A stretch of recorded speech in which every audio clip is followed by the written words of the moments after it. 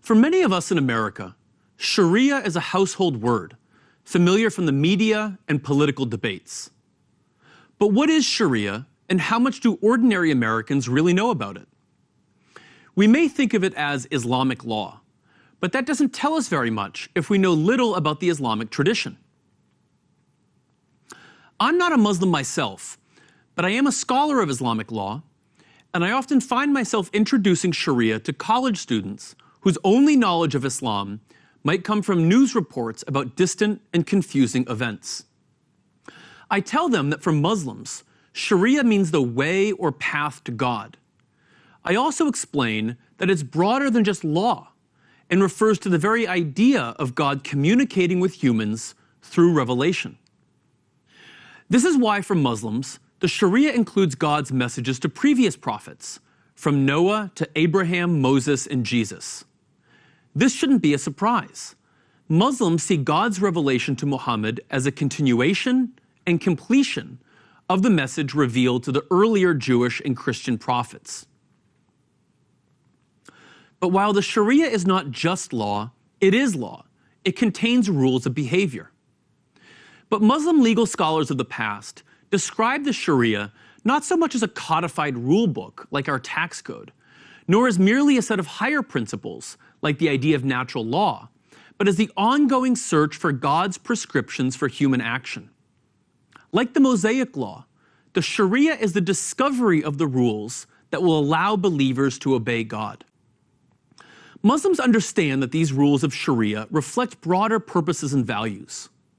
Scholars and theologians have traditionally said that the entire Sharia is designed to protect human welfare, which they define through 6 core universal interests: life, religion, reason, wealth, family, and honor. For example, the Sharia prohibits the consumption of alcohol, but scholars don't just say that this is because God has forbidden it, but also because it is God's will that humans protect and preserve their reason or intellect, which is necessary for making correct moral decisions. The Sharia also prohibits sexual relations outside of marriage. This is not just because of divine decree, but because it preserves family bonds. At the same time, the Sharia prohibits false accusations of sexual immorality. This protects human dignity and honor, which are necessary for living a good life. So the Sharia should first be understood by its goals and values before its rules. What then are those rules? And if they are not codified, how are they known? Muslim jurists discovered these rules through 4 primary sources: the Quran, the words and actions of the Prophet Muhammad, the universal agreement about a matter by the Muslim community or its scholars, and the careful use of analogy. Law usually refers to the public sphere, but most of the Sharia's rulings are about private spiritual practice, such as prayer, fasting, charity, and so on. And while rulings on social relations from marriage, divorce, sales, contracts, and inheritance remain a living part of the Sharia, their implementation in modern societies varies from country to country. Sometimes it is based purely on personal conviction, as in the case of American Muslims voluntarily giving to charity or following Islamic finance laws.